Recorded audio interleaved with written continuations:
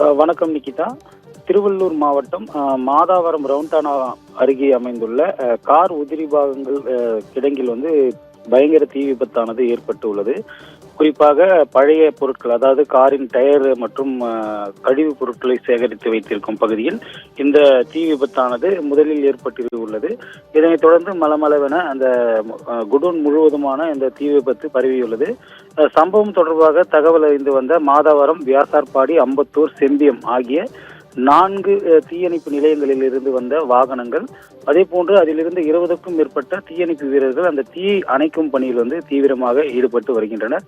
இதனால் அந்த மாதாவரம் ரவுண்டானா பகுதி முழுவதும் கரும்புகைகள் சூழ்ந்து ஒரு பரபரப்பாக காணப்படுகிறது. அதே போன்று விடுமுறை தினம் என்பதால் பெரும் அசம்பாவிதம் தவிர்க்கப்பட்டுள்ளது. எனினும் பார்த்தோம்னால் அப்பகுதியில் கரும்புகை சூழ்ந்து கொண்டு வெளியேறுவதால் மூச்சு திணறல் உள்ளிட்ட பல்வேறு சுவாச கோளாறு பிரச்சனைகளுக்கு பொதுமக்கள் உள்ளாகியுள்ளனர். குறிப்பாக 4 தீயணைப்பு வாகனங்களில் வந்த வீரர்கள் அந்த தீயை கட்டுக்குள் கொண்டு வர தற்போது போராடி வருகின்ற அந்த காட்சிகளை தான் தற்போது நாம் பார்த்து வருகிறோம்.